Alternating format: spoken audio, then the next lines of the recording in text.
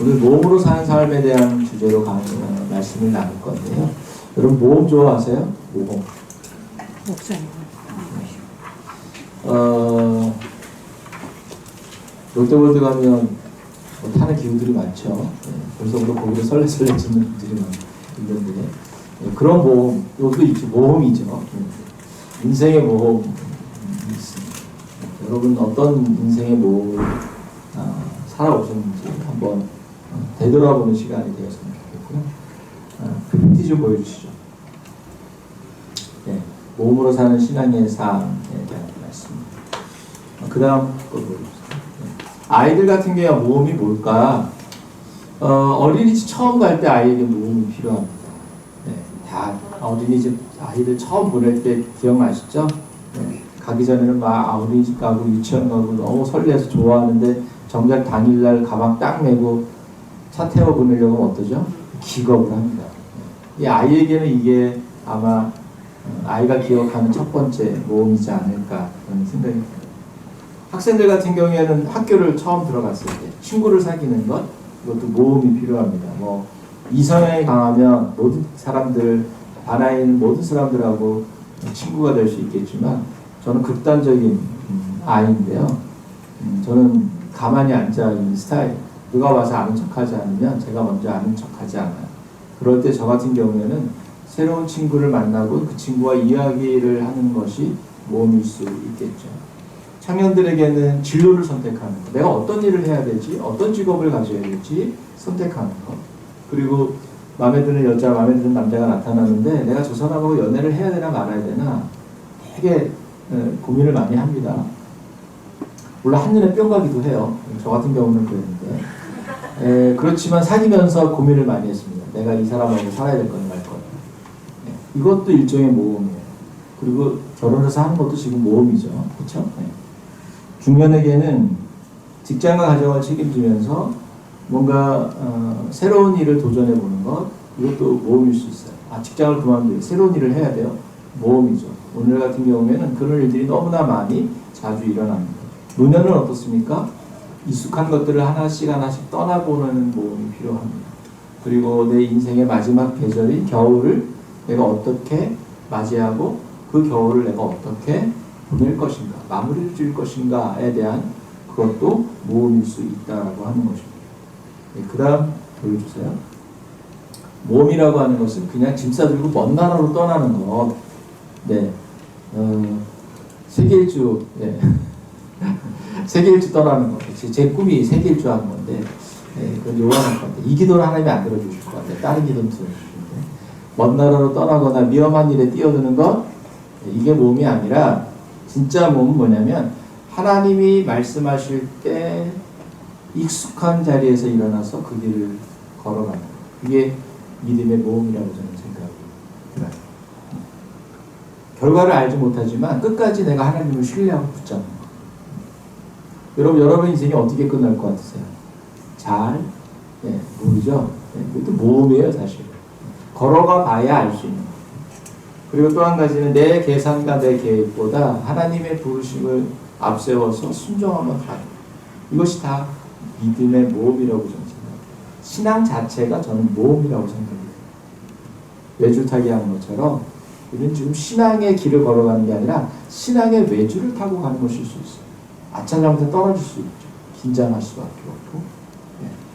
우리는 늘 평안을 구하지만 사실 이 신앙의 삶 안에서 우리가 마음의 평안을 느낀 적이 얼마나 있을까요? 늘 긴장해야 되고 뭔가 걱정이 되고 이런 상황 속에서 계속 하나님을 바라보며 걸어가는 것이 이 신앙의 모험일 수 있다고 하는 것입니다. 오늘 말씀을 통해서 저는 여러분이 나는 어떤 모험의 길을 걸어가고 있지 지금? 여러분의 현재에 걸어가고 있는 길이 모험의 길인지 아닌지를 좀 봤으면 좋겠고, 두 번째는 하나님이 나를 지금 어떤 모험의 길로 부르고 계시나를 깨달아보는 시간이 되었으면 좋겠어요. 네, 그 다음 PPT 보여주세요. 넘어갑니다. 네, 첫 번째 모험은 뭐냐면 익숙한 자리에서 하나님 우리를 부르신다. 여러분 아브라함이 이 하나님의 부르심을 따라서 떠났을 때 이게 모험이었죠. 고향을 떠났어요. 익숙한 곳을 떠났어요. 익숙한 문화, 익숙한 관계, 편안한 이 일상의 삶을 살아가는 여기서 떠났어요. 여러분 여기서 떠나서 만약에 여러분이 여러분 제일 가기 싫은 데가 어디예요? 여기서 이사를 가야 돼. 제일 가기 싫은 데가 어디예요? 예를 들면 제주는 아닐 거고 저 강원도 산골 어디라고 생각해보세요. 고민을 많이 할 거예요. 네, 제가 지금 그런 상황 가운데 있습니다. 춘천에서 갑자기 용문으로 가야 되는데 익숙한 자리를 떠나는 거 쉽지 않아요. 근데 아브라함을 그렇게 하나님 말씀하셨고 아브라함은 거기에 순종합니다. 알려주지 않았어요. 어디로 가야 될지 명확하게 말씀하지 않았어요. 수천 킬로를 떨어져서 가요. 여러분 목적지가 저기야. 그러면 수천 킬로를 가더라도 갈 수 있을 것 같아요. 우리의 개념은 수천 킬로가 없잖아요. 제주까지도 뭐 500킬로가 안 되는데. 근데 갈대아 우르에서 가나안 땅까지는요 수천 킬로예요. 거기를 어떻게 가야 되는지 목적지를 말씀하지 않고 너 그냥 떠나면서 계속 이렇게 여기 갔다 저기 갔다 이렇게 해서 간 거예요. 그 중간에 어디서 멈춰요? 어디서 멈추죠? 갑자기 생각이 안 나. 하란에서 멈추나? 네, 그러죠. 하나님이 지도를 보여주지 않고 그냥 가 그랬는데 거기에 응하게 된다라고 하는 것입니다. 하나님이 우리에게 모험을 하게 하실 땐 지도를 주지 않으시고 너 그냥 내 손 붙잡고 같이 가기만 하면 돼 이렇게 말씀하시는 거죠. 지금 우리는 그 길을 걸어가고 있는 거예요. 네. 여러분 다 아세요? 여러분의 인생? 모르죠? 네. 1년 뒤에 어떻게 될지 모르죠. 3년 뒤에 어떻게 될지 몰라요. 근데 우리가 할 수 있는 건 뭐예요? 어린아이가 그 사람 많은 데 가가지고 엄마 손 꽉 붙잡고 떨어지지 않으려고 하는 그런 마음처럼 우리가 지금 그렇게 믿음의 길을 걸어가고 있다라고 하는 거죠. 그 다음 거 보여주세요. 저에게도 모험의 시간이 있어요. 지금도 저는 모험을 합니다. 원래 저는 모험을 즐기는 사람이 아니에요. 저는요 돌다리도 두들겨서 가는 철저한 안전주의자예요. 저는 ISTJ, MBTI로 따지면 ISTJ인데 계획하지 않으면 하지 않아요. 네. 시뮬레이션 다 해보고 합니다. 물론 지금 이제 나이가 들어서 이제 그마저도 못하는데 어쨌든 제가 저의 인생의 첫 번째 모험은 제주도로 내려가는 것이었어요. 1999년 3월 말에 아이들 5살짜리 아들, 2살짜리 아들, 아내와 함께 배를 타고 제주항에 내렸습니다. 밤에 내렸어요. 그날 비가 부슬부슬 내려오는 그때 제주항 앞에 언덕 위에 신천지라고 하는 모텔이 있었는데 거기서 하룻밤을 자면서 앞으로 제주에서 인생이 어떻게 펼쳐질까 저는 딱 3개월만 생각하고 갔거든요. 근데 거기서 24년을 살았어요. 그림이 없었어요. 지도가 없었어요. 그런데 그 24년의 시간 동안에 훈련을 받고 영적인 그 단련도 받고 목회도 하고 상담도 하고 여러 사람을 만나면서 저의 비전이 분명해지고 확실해지는 시간을 보내고 다시 온 것입니다. 아브라함도 뭐라고 얘기하냐면 아브라함이 갈 바를 알지 못했다고 했어요. 갈 바를 알지 못했다. 우리의 인생에서 갈 바를 알지 못할 때가 얼마나 많습니까? 그러자면 본인의 갈 바를 알고 있습니까? 몰라요. 저도 몰랐어요. 지금도 솔직히 몰라요. 열리니까 가는 거예요. 여러분도 마찬가지죠? 내가 지금 다니는 직장 끝까지 다닐 수 있을까? 내가 지금 하는 이 일을 끝까지 할 수 있을까? 우린 갈 바를 알지 못해요. 그러니까 믿음으로 산다라고 하는 건 모험이 필요한 일이에요. 그 다음 봅시다. 근데 이 믿음의 모험은 무모함이 아니라 순종이라고 하는 걸 기억하시면 됩니다.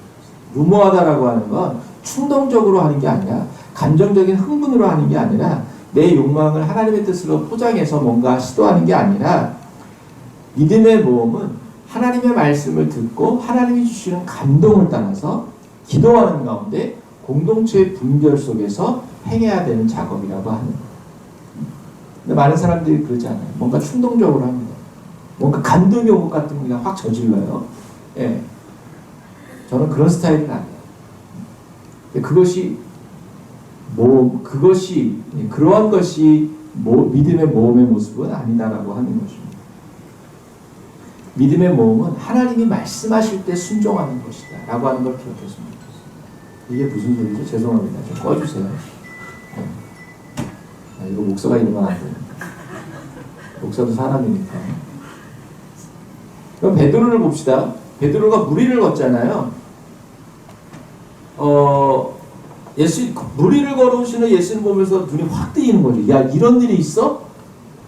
보통 그러면 야, 놀라고 끝나는데 베드로는 뭐 하냐면 주님 저도 걸어볼게요. 이렇게.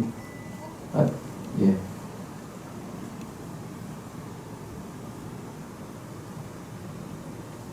흐름이 끊겼네요. 죄송합니다. 베드로가 무리를 걷잖아요.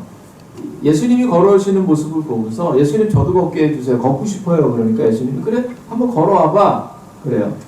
근데 그때 저 같으면 주저주저 했을 것 같은데 베드로 주저하지 않아요. 그냥 단번에 행동에 옮기죠. 네. 베드로의 선택지는 두 개였어요. 하나는 그래도 그렇지 나는 안 돼. 라고 배 안에 그냥 안전하게 있든지 아니면 진짜 그래 까짓 거 뭐 빠져봤자 바다지 뭐 하는 건데 두 번째 선택을 한 거죠. 그냥 무모하게 그 말 맞다라 무모하게 근데 물에 빠졌어요. 잘 걸어가지도 못했어요. 몇 걸음 걷다가 빠진 거죠. 걷긴 걸었어요.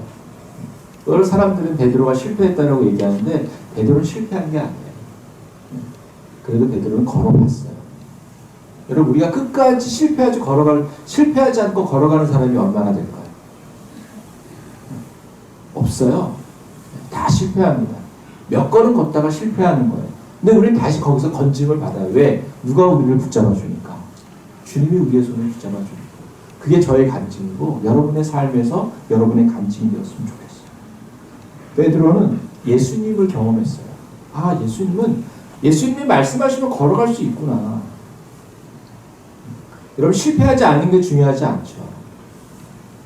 학생들은 성적에서 시험에서 틀리지 않으려고 안간힘을 치고 청년들은 진로에서 실패하지 않으려고 안간힘을 쓰고 부모는 잘못 끼었다는 말을 듣지 않으려고 안간힘을 쓰고 근데 아이들은 제대로 안 커. 중년들은 사업과 직장에서 실패하지 않으려고 안간힘을 쓰고 우리 다 이렇게 안간힘을 쓰고 있어요. 그러면 실패하지 않아요. 근데 믿음의 삶에서 실패는 뭐냐면 내가 하지 않는 거, 도전하지 않는 거, 순종하지 않는 거, 한 걸음도 앞으로 나아가려고 하지 않는 거, 그것이 믿음의 실패다. 저는 그렇게 말씀드리고 싶어요. 그 다음, 근데요, 감사한 건 뭐냐면 때로 우리가 믿음의 도전을 했을 때, 믿음의 모험을 시도하고 그렇게 걸어갔을 때 실패하고 거기서 상처가 나도 그거는 우리에게 좋은 재료가 된다는 걸 기억했으면 좋겠어요. 요셉을 생각해 보세요. 꿈을 꿨어요. 꿈이 있었어요. 어떤 꿈인지도 몰랐지만 근데 점점점 자기의 인생은 나락으로 떨어져요. 그렇죠? 아들에서 노예로, 노예에서 죄인으로.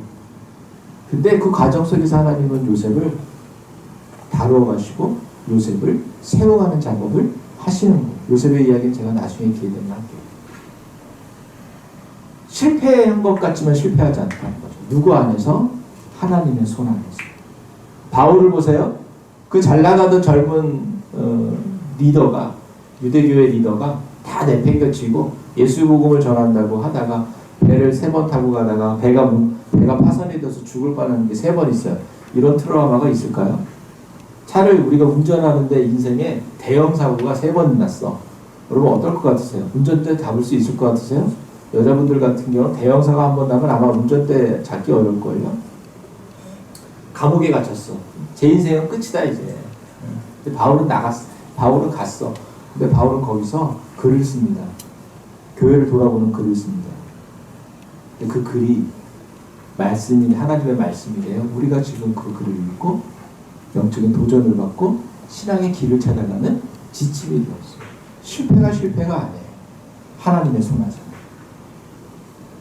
하나님은 우리의 깨어진 조각들을 모아서 새로운 이야기를 생명력 있는 이야기를 써내려가는 거예요. 라고 하는 걸 기억했으면 좋겠어요. 믿음의 모험의 목적은 성공을 보장하는 것이 아니라 하나님과 함께 걸어가는 것이 믿음의 모험의 목적입니다. 여러분 그 밑에 까만 글씨 보이세요? 제가 여러분의 시력을 좀 알고 싶어서 일부러 작은 글씨로 썼는데 보이시는 분 저는 보여요. 저 글씨가 노안이 왔지만 여러분들 보이리라고 믿습니다. 한번 읽어봅시다. 시작. 하나님은 정착민을 찾지 않으십니다. 하나님은 모험가를 찾으십니다. 계산하는 사람보다 신용하는 사람을 사용하시고 안전을 붙드는 사람보다 하나님을 붙드는 사람을 통해서 역사를 이루어 것입니다. 아멘. 믿음의 모험은 하나님의 손을 붙잡고 걸어가는 사실이라는 걸 기억했으면 좋겠어요. 그 다음 좀 보여주세요. 제 인생에서 계속된 믿음의 모험은 이렇게 정리가 좀 될 것 같아요. 제가 1999년에 3월 말에 제주도로 내려갔습니다. 3개월 있으려고 했다니까요. 근데 24년을 살았어요. 제 아내의 인생의 절반을 거기서 살았어요.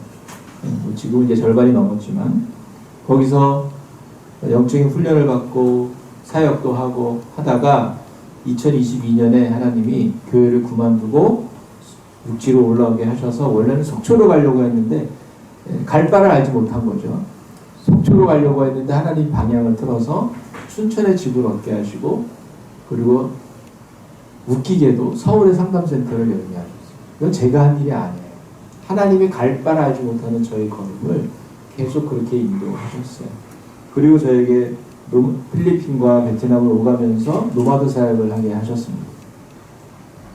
선교사들을 만나고 그들을 돕는 사역을 했어요. 후원자가 있었던 것도 아니고 모든 비용이 준비된 것도 아니지만 그냥 열린 길을 걸어서 묵묵히 걸어갔어요. 비행기 값이 없다는 이유로 사역을 거절하지도 않고 기도의 길을 찾고 필요하면 일도 하면서 지금까지 살아가고 있는 거죠. 여러분 제가 용감해서가 아니에요. 믿음의 모험의 길을 걸어가고 있는 거죠. 저희는 또 하나의 모험을 앞두고 있어요. 제가 8월 중순에 잠깐만요. 네, 그 전에 제가 8월 중순에 용문으로 이사를 가기로 결정을 했습니다. 그곳에서 저희가 하려고 하는 건 샬롬가라고 하는 하나의 사람들이 와서 쉬고 기도하고 돌아갈 수 있는 공간을 만드는 작업을 할 거예요. 그 이름을 샬롬가라고 하는 이름을 붙였습니다. 이름은 오래전에 제가 가지고 있었던 이름이에요. 제가 사역을 목회를 그만두고 저는 3가지 프로젝트가 있었습니다. 첫 번째는 이 노마드 사역, 선교지를 돕는 사역. 두 번째 프로젝트는 시민상담센터를 운영하는 사역이에요. 세 번째는 이 샬롬가 공간을 만들어서 하는 사역이에요. 이 공간에 대한 비전은 제가 언제 세웠냐면 35년 전, 34년 전에부터 시작이 된 겁니다. 그 다음에 보여주세요. 30년이 넘었어요. 아내하고 연애할 때 제가 서울 후암동에 2층 가정집에 라브리라고 하는 공간이 생겼어요. 라브리가 뭔지는 여러분 한번 나중에 찾아보시고요. 라브리나 예수원 같은 그런 공간이에요. 그런 공간, 거기가 시작될 때 저와 아내가 연애하면서 거기 가서 그 목사님 부부하고 도와서 청소하고 정리하고 거기는 손님방이거든요. 그런 거 다 꾸미고 하는 작업을 같이 했어요. 그때 저런 생각을 했죠. 언젠가 하나님께서 작은 공간을 주시면 지친 사람들이 찾아와서 쉴 수 있는 곳을 만들고 싶다. 네. 그런데 시간이 흘러갔고 이 공간을 만드는 건 저에게는 아주 어려운 일이었어요. 저에게 그런 돈도 없었고 그럴 여력도 없었고 그런 환경도 아니었어요. 큰 교회 목사님이라면 뭐 할 수 있었겠죠. 그런데 어느 날 예상하지 못한 방식으로 양평 용문에 한 수양강 겸 교회가 딱 제 눈앞에 나타납니다. 내 눈앞에 나타났어요. 우연하게 듣게 되고 알게 되고 그리고 지원하게 되고 해서 가게 됐습니다. 저에게는 이 리트릿 사역을 할 수 있는 공간이 필요했고 그 수양강 겸 교회, 그 이제 양평 정원교회인데 거기에는 목회자가 필요했어요. 목회자가 건축하고 16년 동안 목회하다가 이제 서울로 부임해 가는데 교인이 하나도 없어요. 그분도 참 대단하시죠. 그러니까 지인들 중심으로 예배를 드렸던 것 같은데 그래서 교인이 한 명이 없지만 공간이 있습니다. 저에게 바람은 하나님 이 공간이 지치고 마음이 상한 사람들이 와서 쉬었다가 엘리야처럼 이렇게 회복해서 돌아가는 공간으로 사용되면 좋겠습니다. 이게 제 바람이에요. 그 오래된 기도를 하나님이 참 기적적인 방법으로 일하시는 거죠. 그래서 기도하고 싶은 사람이 찾아와서 방향을 잃은 사람이 잠시 머무는 것, 상처 입은 사람이 자기의 마음속의 이야기를 꺼낼 수 있는 곳, 지친 목회자와 선교사들이 잠시 쉬었다가 돌아갈 수 있는 곳, 이런 공간을 저는 준비하고 있습니다. 여러분, 그런데 넘어야 될 산이 참 많아요. 예, 저는 뭐 무일푼이에요. 하나님 어떻게 하실까 기대도 되지만, 예. 그래서 앞에 설명드렸죠. 노마드 선교. 예.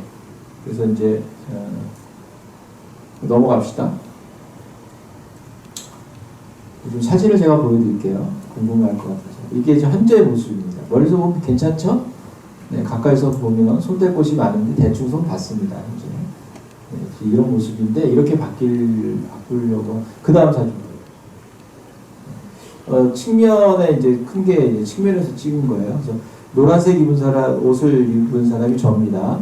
그래서 그 앞에 이렇게 보이는 건물은 그 제가 서 있는 공간은 식당 겸 2층이 사택이고 그 앞에 보이는 건물이 식당이 별도의 건물로 되어 있어요. 그래서 앞에는 이제 마당이 있고요. 그 다음에 위에 사진이 조그만 사진, 얘가 예배실 정경이에요. 지금 의자를 다 치웠습니다. 그냥 쾅해요. 그래서 여기서 족구도 할 수 있고 배드민턴도 칠 수 있고 탁구도 칠 수 있습니다. 네, 저게 제가 이제 기도실용 방을 만들 거고 아래가 식당이에요. 큰 방 2개가 있고 룸이 거실 같은 공간이 있어서 저기서 이제 뭐 모임도 하고 밥도 먹고 할 수 있는 그런 공간입니다. 네, 그다음 리모델링을 하면 이렇게 하고 싶다 이런 바람이에요. 이렇게는 못하고요. 어쨌든 AI 공부하면서 한번 이렇게 만들어봤고 이런 공간으로 더 이렇게 바뀌어질 수 있도록 여러분이 좀 기대해 주시면 좋겠습니다. 이렇게 이제 한번 꾸며봤고요. 그 다음에 아까 그 예배실 안에 방 2개를 조금만 방을 2개를 만들 거예요. 어느 정도 규모냐면 여러분 잠옷실 가보셨어요? 딱 이 잠옷실 사이즈의 방이 2개가 좋게 딱 만들어질 거예요. 만들려고 해요. 그래서 방 하나당 한 200만 원 정도 필요할 것 같은데 그래서 저기서 머물면서 자면서 바로 나와서 하나님께 기도할 수 있게끔 하는 그런 공간을 만들 겁니다. 괜찮겠죠? 저렇게 만들어주면? 네. 50만 원 드세요? 네. 50만 원 들어야 돼요. 그 다음 식당, 아까 보였던 식당 건물을 좀 저렇게 꾸미고 싶다. 네. 바람입니다. 저렇게 될지 안 될지는 몰라요. 네. 갈 바를 알지 못하니까. 그 다음 이건 기도실이에요. 이런 기도실, 개인 기도실을 좀 만들려고 해요. 사람들이 와서 저 공간에 들어가서 하나님께 더 깊이 기도할 수 있는, 꼭 이렇게 만들겠다는 안 돼요. 이런 스타일의 기도실을 좀 준비하고 있습니다. 네. 그 다음 이거는 이제 이름인데요. 예배실을 저는 숨이라고 하는 이름으로 붙일 거예요. 숨. 그 다음에 식당은 쉼입니다. 쉼. 숨과 쉼. 네. 상징적인, 기도실은 루아우라는 이름을 지을 거고요. 네. 또 하나 예배실 안에 잠옷실을 방으로 만들어서 온기라고 하는 이름을 붙일 거고요. 그 다음에 식당에 있는 큰 방 2개는 푸른 초장 잔잔한 물가라는 방을 쓸 겁니다. 여러분 이렇게 제가 자세하게 안내하는 이유는 제가 지금 이 이야기를 할 수 있는 교회가 이제 더모든교회밖에 없어요. 그래서 함께 나누는 겁니다. 네, 그 다음 현수막 디자인 한 건데 이걸 이제 앞으로 내보려고 하고, 그 다음 그래서 준비해야 될 것들이 있습니다. 여러분 같이 기도해 주시면 좋겠는데, 첫째는 사람입니다. 사람이 필요해요. 기도할 수 있는 사람이 필요해요. 기도해 줄 수 있는 사람. 여러분 기도 동역자가 되어주기를 원합니다. 그래서 교회에서 예배할 때마다 선교사님들을 위해서 기도하는데 저를 위해서도 좀 기도해 주시면 좋을 것 같아요. 그래서 기도할 수 있는 사람, 재정으로 도움을 줄 수 있는 사람, 그래서 또 봉사해 줄 수 있는 사람, 같이 함께 사람들이 왔을 때 청소하고 대접하고 하는 일들을 같이 해줄 수 있는 그런 자원봉사자들이 필요합니다. 두 번째는 그 공간이 하나님의 임재 가운데 충만했으면 좋겠어요. 그냥 사람들이 왔을 때 하나님이 여기 계시구나라고 하는 것을 그 공간 안에서도 느꼈으면 좋겠어요. 저는 예배당이 그래야 된다고 생각을 하거든요. 그래서 경건해지고 정말 하나님을 향해서 마음을 활짝 열릴 수 있는 그런 공간.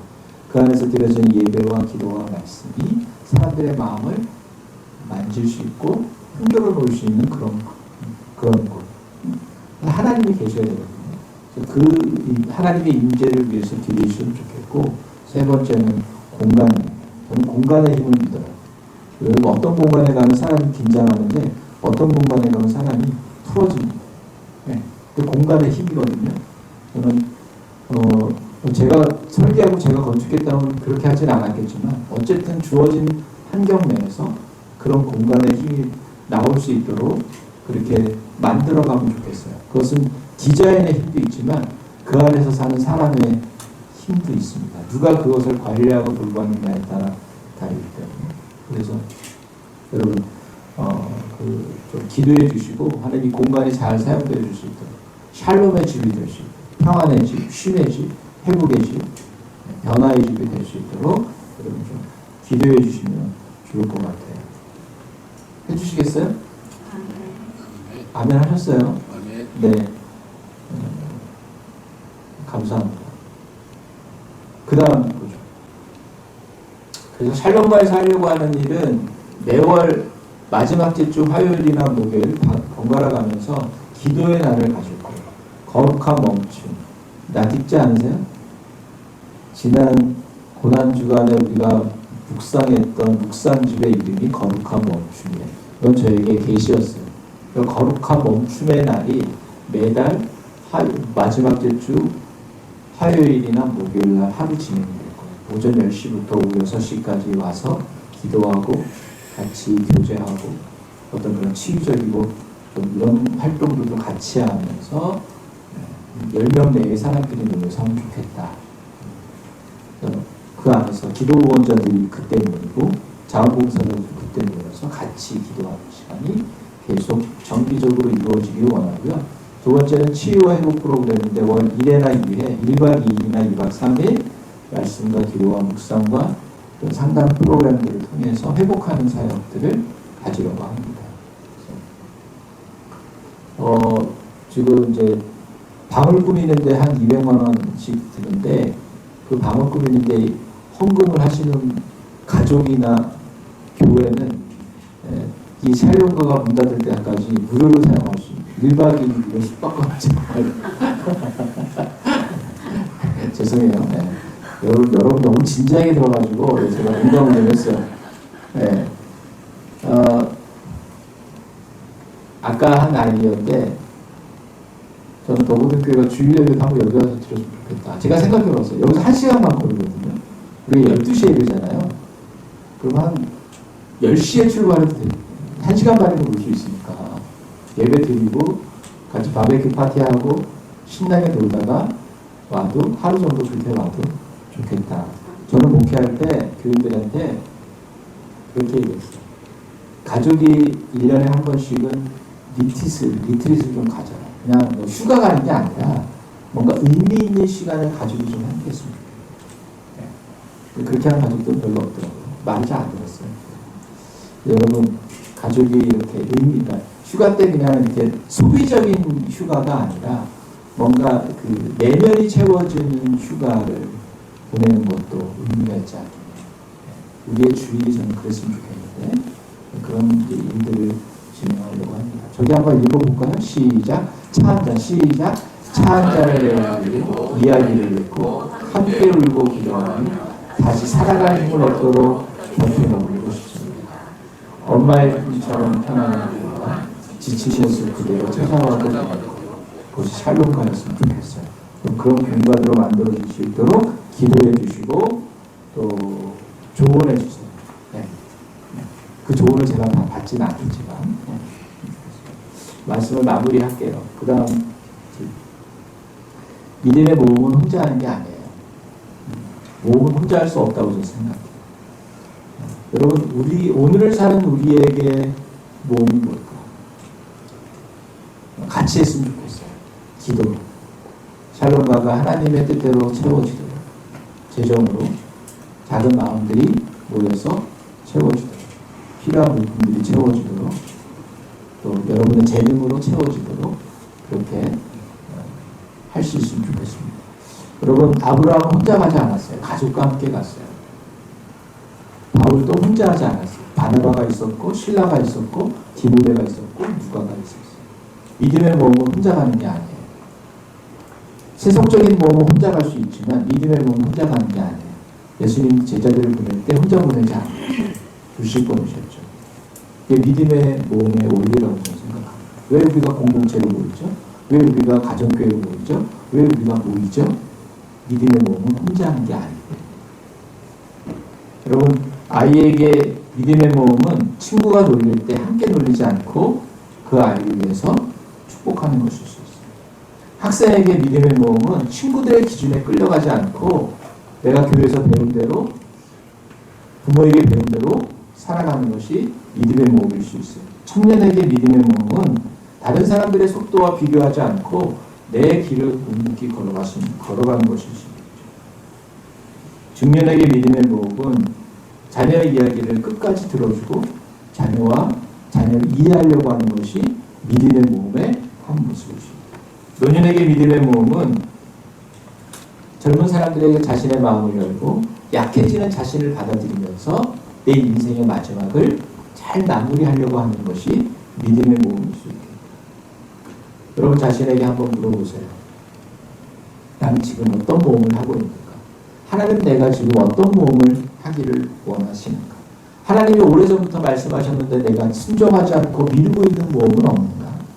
내가 너무 오랫동안 머물러 있는 내 안전한 데는 어디인가? 무엇인가? 여러분이 이 설교를 들으면서 여러분 자신에게 적용한다면 여러분이 이렇게 적용할 수 있으면 좋겠습니다. 마지막 PPT 좀 보여주세요. 그 다음 거 없나요? 네. 하나님은 지도가 아니라 우리에게 동행을 약속하셨어요. 내가 너의 인생을 이렇게 펼쳐놨으니까 마음껏 가 이렇게 말씀하지 않고 다 보여주시지 않으셨지만 내가 너의 손을 붙잡고 끝까지 갈 테니까 너는 나만 믿고 따라와 라고 말씀하신다는 걸 기억했으면 좋겠어요. 아브라함은 갈 곳을 알지 못했지만 떠났고 베드로는 무리를 걷는 방법은 몰랐지만 예수님이 말씀하시니까 걸어갔어요. 두려웠지만 그 두려움을 이겨냈죠. 그렇지만 또 두려워해서 빠질 수밖에 없었어요. 저 역시 양편과 용문에서 어떤 일이 일어날지 모릅니다. 그 한 가지는 압니다. 저를 제주도로 내려가게 하시고 제주도에서 나오게 하시고 베트남과 필리핀을 다니며 사역하게 하시고 상담센터를 운영하게 하신 그 하나님이 이제 용문을 내려가는 그 길에도 함께 하실 것이라는 걸 저는 믿습니다. 하나님은 전혀 위험이 없는 삶을 우리에게 약속하지 않으셨어요. 우리가 사는 삶이 위험할 수 있어요. 왜? 모험의 삶이니까. 그런데 하나님의 약속은 이것입니다. 그렇지만 내가 너와 함께 할 거야. 내가 너의 손을 붙잡고 놓지 않을 거야. 여러분, 이 하나님의 약속에 대한 믿음과 확신을 갖고 살아가시기 바랍니다. 믿음의 길은 다 알고 출발하는 것이 아니라 그냥 나를 부르시는 거 하나님을 신뢰함으로 한 걸음 한 걸음 걸어가는 것임을 기억하시기